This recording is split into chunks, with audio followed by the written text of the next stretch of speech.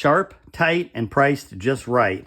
This is the Athlon ARES ETR UHD rifle scope, 15 to 60 power. We're going to check it out. I'm actually pretty excited about this one. Let's take a closer look. So, sharp, tight, and priced just right. It sounds funny, but you know what? It's their motto, and I think that it really fits what they're looking to do. Athlon may not be a name that everybody knows. They're really big in like the air gun market. I see them 22s. They've been pushing into the PRS, and they haven't really had anything for long-range target shooting, you know, F-class, Benchrest, stuff like that. But I got to tell you, this scope is pretty damn good. And here's the reason why. You're getting a scope that is just over $1,000. So I think their MSRP is $1,500 on it. Real street value right now is about $1,300. And that puts it in a range that nobody else is currently filling. Now, there's obviously some scopes that are just under $1,000. There are plenty of scopes that are in the high teens to low 2,000 market. But for somebody looking to get into a long-range target scope, there is nothing that fits this bill right now. Now, there have been scopes in the past that have slowly crept their way up to $2,000, but even those don't offer the features that these do. Real quickly, I'm just going to tell you, first off, lifetime warranty. That is transferable. They say right in the manual, we don't care who you give it to. It has the warranty. The only thing they don't warranty against are going to be like actual abuse. You can't take this thing and beat it into a wall and expect a new one. I think that's pretty fair, honestly.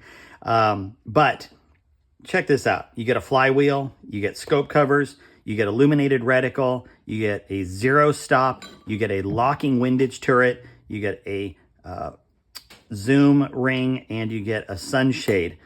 That is a lot of stuff for a $1,300 scope. And just having looked through it in my yard, it is really clear glass for the money. Like, really nice, even at higher powers. Now, I'm going to get this mounted up. Unfortunately, I can't show mounting scopes here on the old YouTube, but I am going to get it mounted up. We're going to go to the range. I'm going to show you what it looks like on my gun.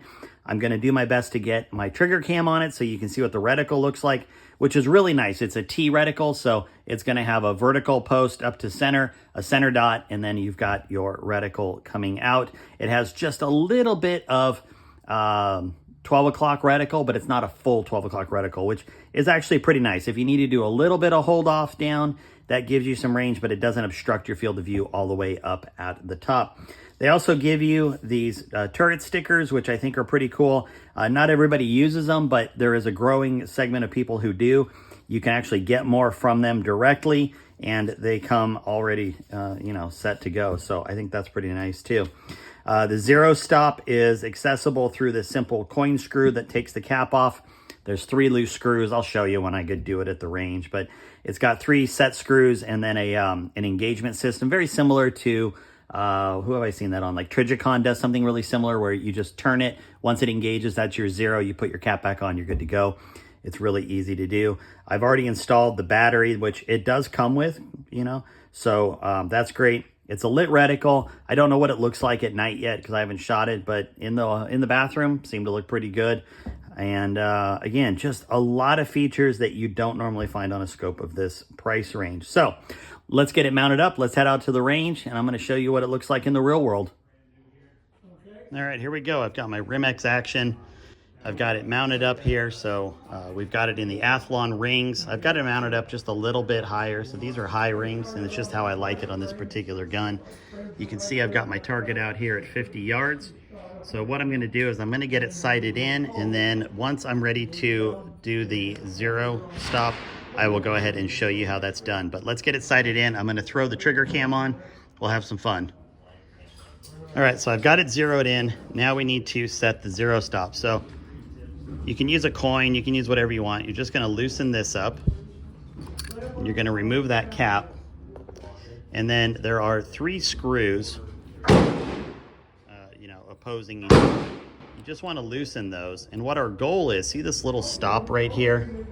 We want to drop this down. Right now this is arbitrarily up in the air. We want to drop it down so that it engages there. Okay. So see how it fell? So now I can position it, and I want to, see how it stops right there? That's gonna be our stop, so that's 0. I'm gonna tighten these back up.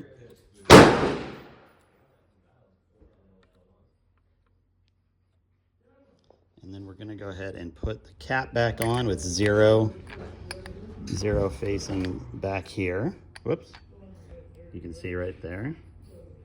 It's off-centered from me filming, but if you were right behind it, it looks good. And then we're just gonna tighten this back down. Super easy. So now I can go up as much as I want and always come back down and stop right there on 0. So I'm gonna do the same thing with windage here, and then we'll get shooting. Here we go. This is the Athlon. I've got it on my Rimx Action. We're gonna be doing a 100, 200 yard Benchrest today, and just got it all set up. It's gonna be an interesting match. They are providing the ammo, so everybody is shooting the exact same ammo. I don't know, we'll see how this goes.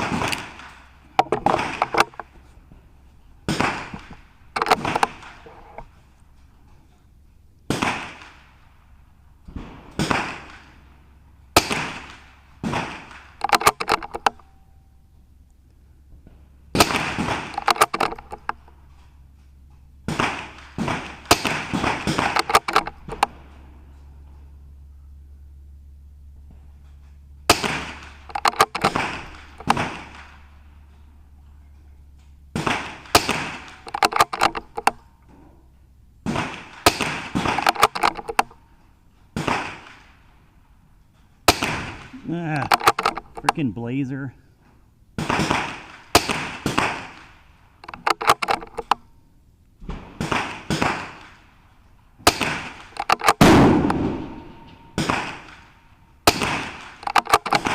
This sucks.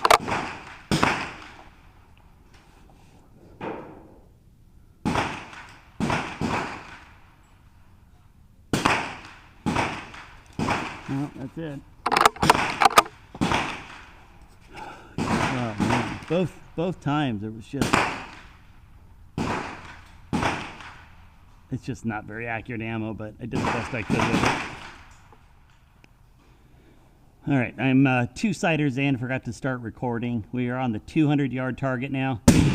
And yeah, this Blazer ammo is something else. I don't know what it's gonna do. That looks like it's gonna shoot about 9 ring. All right, we're gonna take one more. So the first one up there, and it's really hard to chamber in my chamber. All right, first one was right there. I corrected for it, it went opposite, so we're gonna see which one's being a little more honest here. Flag's not moving much, it's pretty still out. You're either aiming at the wrong target or...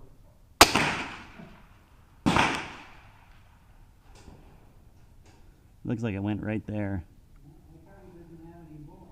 Pull 10! So if that's true, then we're going to make a correction for it here. I don't know if it was from one of those guns or if it was from this one that I had a flyer.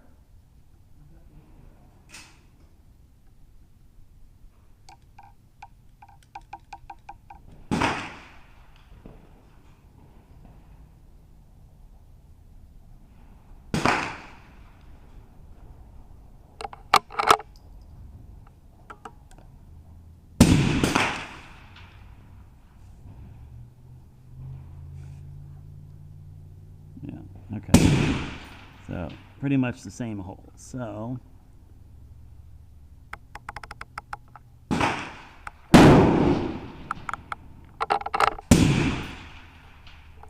so hard to chamber.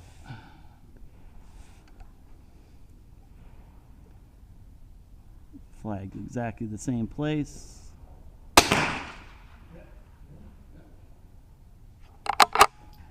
Let's see where that goes.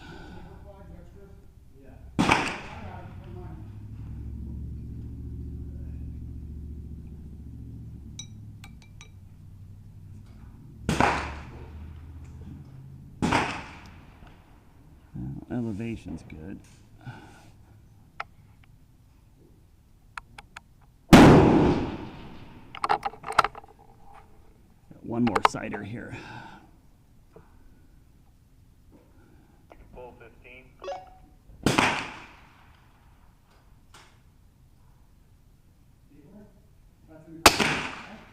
No, I want to grab the right shot. All right. No matter what, next one's for record here.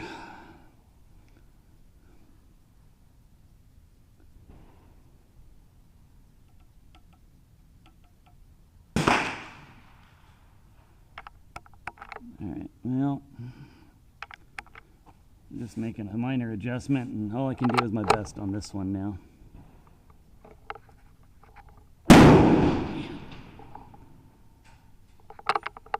Really hard to chamber, God. Okay.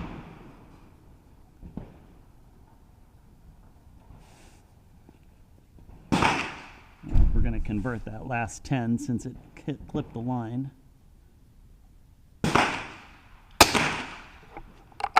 Let's see what happens. Flags ain't moving, so.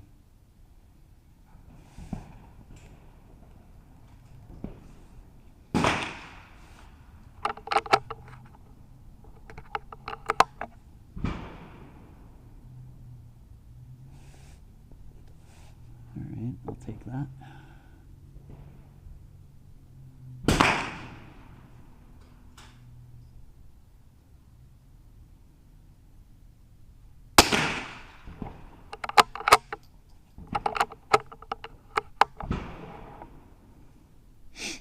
A little bit of movement on the flag, but honestly, this stuff's so erratic, I'm almost better holding center if it's not moving a lot out there.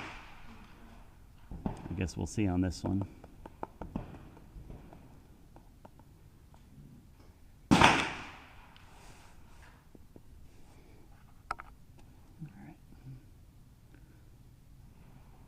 Made a one-click adjustment. I don't totally trust that.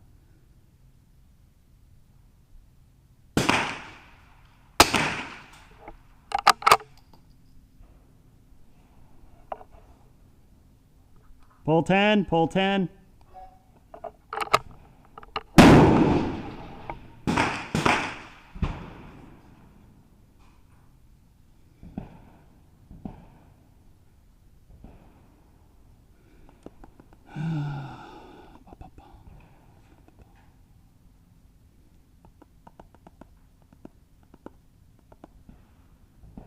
Oof.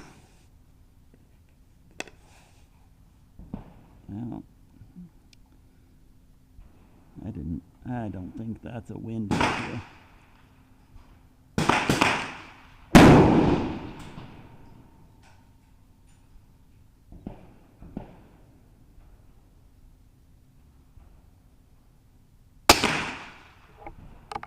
We'll find out here in a second.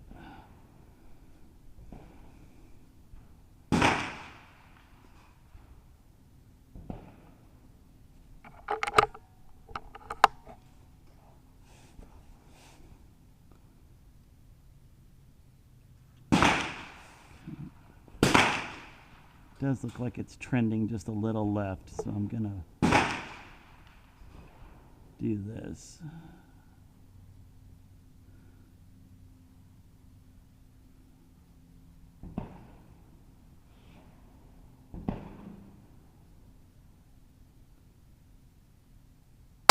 Oh shit. I wasn't thinking on that one. Pull 10, pull 10. 13, did you shoot? Negative. I got a bad feeling about this shot.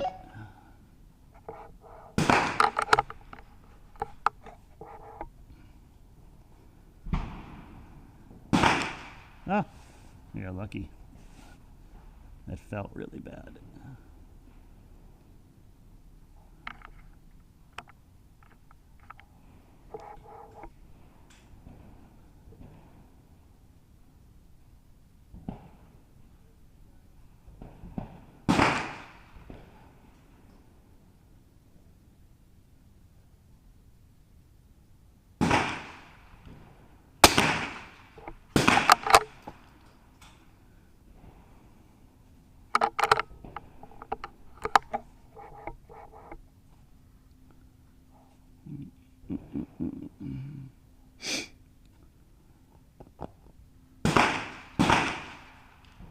Ugh. That's definitely the ammo.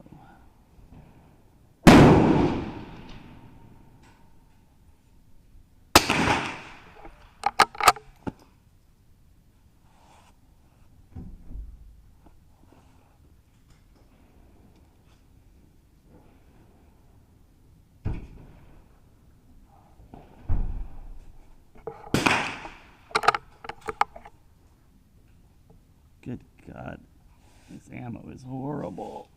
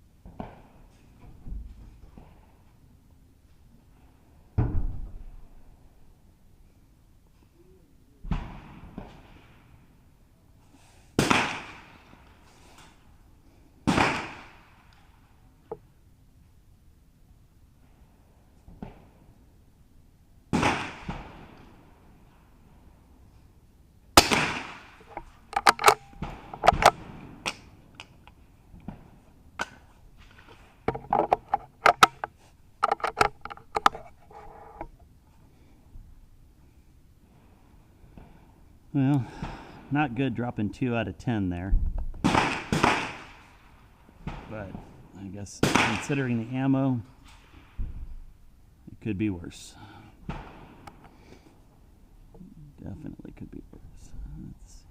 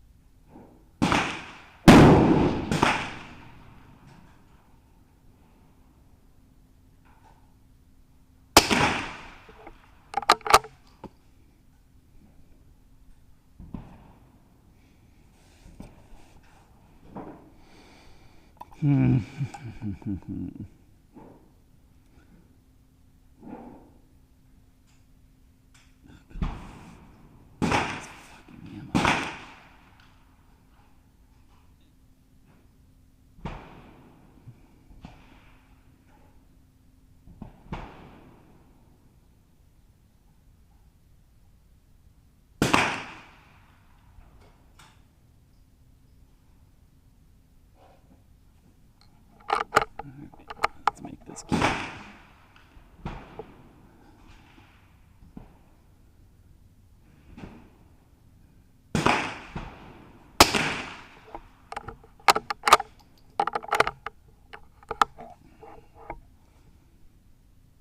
These wild nines are just killing me.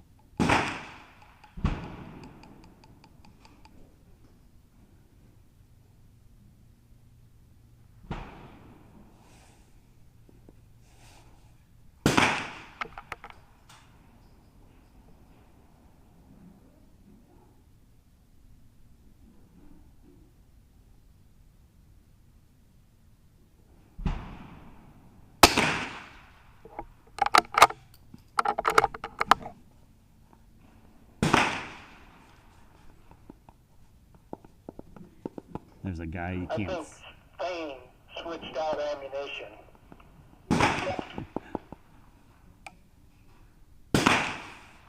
There's a guy just killing it with this ammo. He's got some. He's got some older gun. I don't know what it is. His gun loves this blazer. I'm having a theater experience.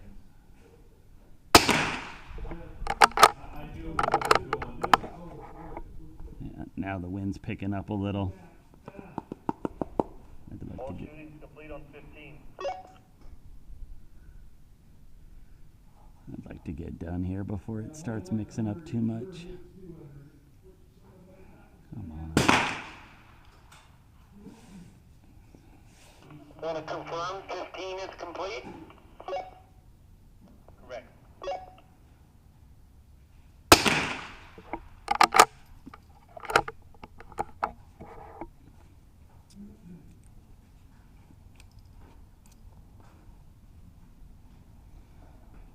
Three shots left. Yeah, the wind really isn't doing much now.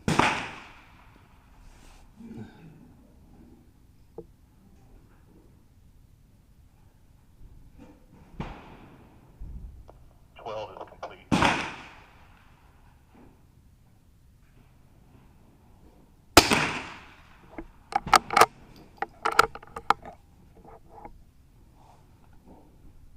Pull 10, pull 10.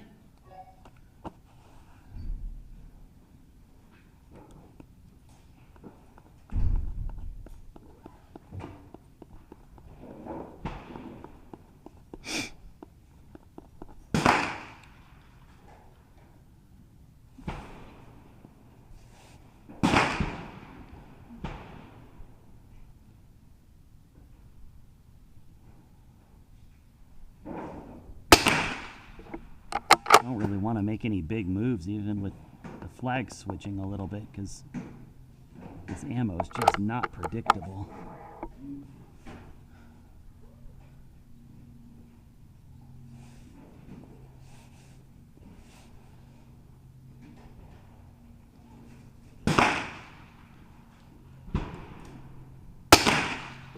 Alright, that's all out. Probably going to come up a 9, though. I think I saw it hit high. Hopefully I'm wrong.